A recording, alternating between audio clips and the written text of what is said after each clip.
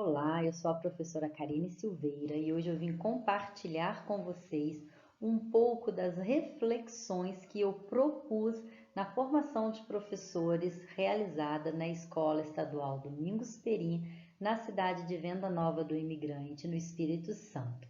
Iniciamos com o seguinte quadro: vamos refletir? Você, professor, já pensou sobre essas questões? Veja bem, ler para quê? Por que a gente lê na escola e fora da escola? Como você responde a esta pergunta? E aí, o que é que você lê? O que você, professor, tem tido condições de ler? Somente o material das suas aulas? Você consegue ler outras coisas que não sejam as do seu planejamento? Quais os textos impressos existem na sua casa? Existem só apostilas, só livros didáticos? É isso que você pensa sobre textos impressos? Você já parou para pensar sobre as bulas, sobre as embalagens, os rótulos, os manuais de instruções esquecidos nas gavetas?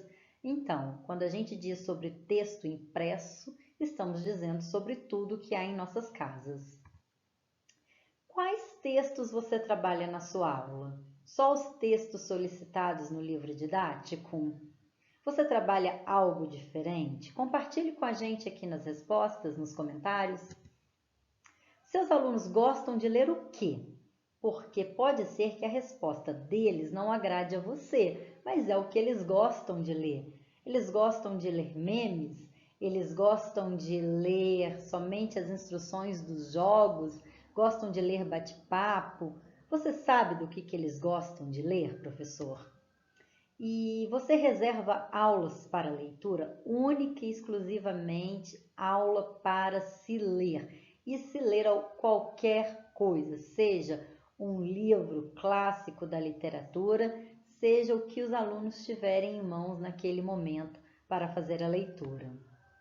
E nesta aula reservada para leitura, você também, professor, lê junto com os seus alunos? Esquece o celular de lado, esquece o diário, a pauta de lado e lê?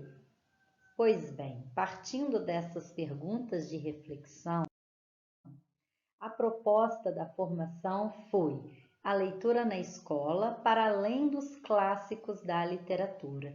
Por que essa temática? Porque eu percebi que na escola, quando se fala em leitura, todos eles ficam muito presos à questão da leitura dos grandes clássicos da literatura. Mas se nós queremos chamar a atenção dos nossos alunos, a gente precisa pensar em outros recursos, outros materiais de leitura. E aí, Círio Pocente, professor da Unicamp, disse o seguinte: a escola se afasta das práticas sociais de leitura. Quero dizer que não se leem livros na escola com objetivos similares àqueles que levam as pessoas a ler fora da escola, lazer e cultura, ou seja, formas de inserir-se em comunidade de escrita. Na escola, poucos livros são lidos e quando são, é basicamente para serem enquadrados em escolas literárias, para serem resumidos, para serem fonte de testes de interpretação. Isabel Solé também nos disse: para que uma pessoa possa se envolver em uma atividade de leitura, é necessário que sinta que é capaz de ler, de compreender o texto que tem em mãos, tanto de forma autônoma como contando com a ajuda de outros mais experientes que atuam com o suporte e recurso. De outro modo, o que poderia ser um desafio interessante, elaborar uma interpretação adequada, pode se transformar em um sério ônus e provocar o desânimo, o abandono, a desmotivação. Então, o que a gente para pensar aqui? A escola tem que tentar, pelo menos, inovar nas práticas de leituras cotidianas, inovar nos projetos de leitura. A leitura tem que fazer parte do dia a dia do aluno, mas tem que ser a leitura para além do que há no livro didático, para além dos clássicos da literatura. A leitura tem que se aproximar ao dia a dia do aluno fora da escola, para que ele não veja a leitura como uma obrigação, como uma penalidade, como algo que seja somente sofrimento. Motivações para realizar a leitura. Uma atividade de leitura será motivadora se o conteúdo estiver relacionado ao que interessa à pessoa. Também não podemos esquecer que o interesse se cria, se suscita, se educa e que em diversas ocasiões ele depende do entusiasmo e da apresentação que o professor faz de uma determinada leitura e das possibilidades que seja capaz de explorar. Os textos oferecidos aos alunos para que estes elaborem uma interpretação precisam de conter certa dose de novidade para não serem desmotivadores, mas também devem ser textos que os leitores disponham de algum conhecimento prévio sobre o assunto abordado. Então, o que nós temos aqui? Precisamos, nós professores, nos mostrarmos animados em relação àquela aula de leitura. A gente não pode levar a leitura para a sala de aula já desmotivado, já cansado, como uma obrigação a ser cumprida. A gente deve chegar para a sala de aula e provocar os alunos para serem leitores dos textos que eles têm à mão. Vejam bem aqui, depende do entusiasmo e da apresentação que o professor faz de uma determinada leitura.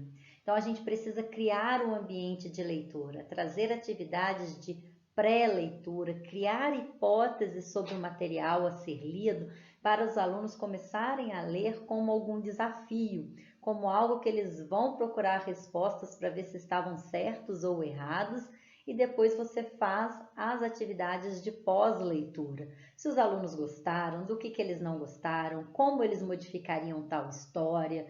Há diversas maneiras de se trabalhar a pré-leitura, o momento de leitura em si, silenciosa, em voz alta, leitura coletiva, e depois o momento de pós-leitura. E também o que você apresenta aos seus alunos não pode ser tão novo a ponto de eles pararem para realizar a leitura, levantarem a mão para dizer: eu não entendi nada, eu li mais de uma vez e não entendi nada.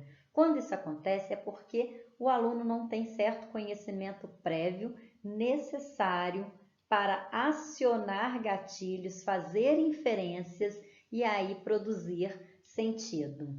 Então, precisa dosar o novo e o velho para manter a atenção do seu aluno. Ferrarese e Carvalho, dois autores que eu gosto bastante, estão aqui nas referências destes slides. Eles dizem que o primeiro passo para a reinserção da leitura na escola, portanto, é a reconstrução dos currículos. Isso significa devolver à leitura e a seu desenvolvimento o status de conteúdo curricular que ela hoje não tem mais. Isso é garantir que um professor trabalhando leitura com seus alunos não seja chamado de vagabundo ou enrolão porque está ensinando os meninos a ler, ao invés de estar copiando as regras da crase na lousa. E isso é bem verdade quando a gente observa a nossa realidade no dia a dia de escola. Por que eu digo isso? Quando a gente dedica uma aula semanal a ler, quem passa pela nossa porta acha que a gente está enrolando. Ah lá, não está dando aula de nada. Até os próprios alunos dizem: hoje a gente só vai ler. Então você precisa iniciar o momento de leitura com um objetivo muito claro e passar este objetivo claro para os seus estudantes. Então não é somente ler, para matar o tempo como muitos pensam. Ler envolve vários processos e você precisa deixar isso claro para os alunos para que eles não saiam dizendo: hoje a gente só vai ler, e para que ao restante da comunidade escolar não pense que você está enrolando. Se você mostra objetivos daquele momento, você cria um maior engajamento de todos e estimula que outros professores também façam isso. A leitura não pode ficar presa somente a projetos avulsos de leitura. ela precisa fazer parte das nossas aulas. Nós precisamos formar leitores críticos que questionem o que estão lendo, que pesquisem outras fontes sobre a temática que eles acabaram de ler. Então, precisamos devolver à leitura o status de conteúdo curricular. E aqui eu deixo para vocês algumas propostas de trabalho de leitura iniciais que eu deixei para estes professores na conversa que tivemos.